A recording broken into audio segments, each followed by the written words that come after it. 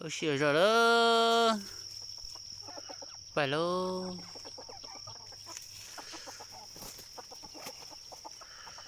Từ lo cho phải xỉa lô. Như rồi phải lô. Từ lo phải lô. Chứ chốt mình đã nè. Sụt sụt nó nhớ đặc cái. Nhớ phải lô rồi nó. Từ lo cho chúa chê phải lô. Nhận kia rồi phải lô. Biến kia rồi. Thời rồi tôi sợ. Tôi trên tầng. Từ lo cho chúa kia kia. Sai thằng nói thế rồi. Nó cứ rửa sạch sai thằng nó.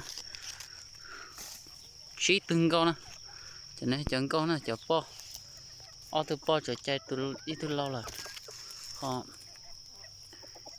Ít từ bao lâu chứ. Ok là ít từ bao lâu ta cho mình nhỏ. Còn cho bé sẽ tuổi cho mình nhỏ nè.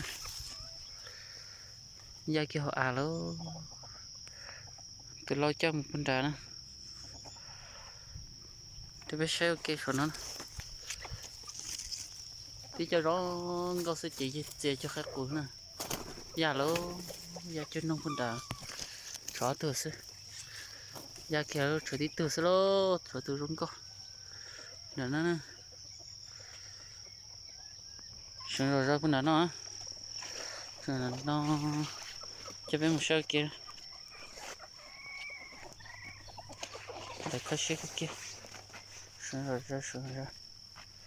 Thằng nó léo vào thằng nó từ lâu. Cho kẻ lâu. Đất ra đó. Con đá nó ô.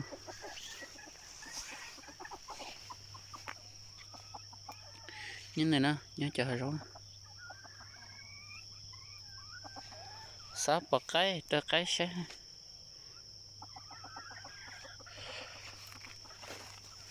Tôi nhớ nó còn tờ đó khó bật. Ê, đó tờ nó. Này nó nè. Phát chụp bò. Lấy tư nó nè. Nghe ta khó là. Từ lo là. Là từ ý tư rồi hết. Nó nè, thấy chờ rõ còn nó sẽ. Không có chụp lên nè. Cái chị không có chưa các cụ xem nè.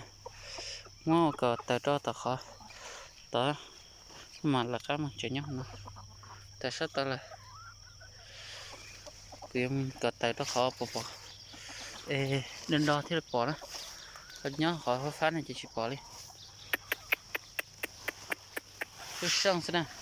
Tôi chỉ need cho tụi mình xài để các cụ. Chỉ sơ các cụ đó.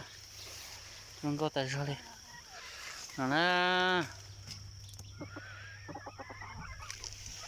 Khi xem nào nó tài lô. Nhớ sao nó. Đấy nè. Đi chơi rong cơ sư. Nên là nó chụp phong chạy dưới nó. Chắc bé là sẽ cái tại lì sư. Thế thì là sẽ cái cơ sư chụp phong chạy dưới thì nhà cái. Sơn tại tốt của nó. Của mà nhà cái sắp ra đi. Nhà cái nhện nhu. Nhà sẽ chặt xây già đấy nè. Là cái khẩn nó nè. Chỉ là lần trẻ rồi nè.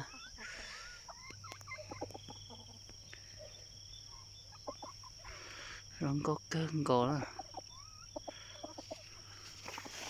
Là cái kế tà luôn.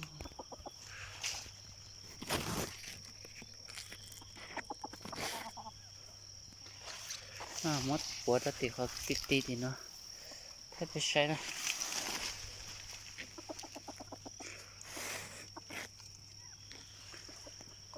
Mua rồi ra đó.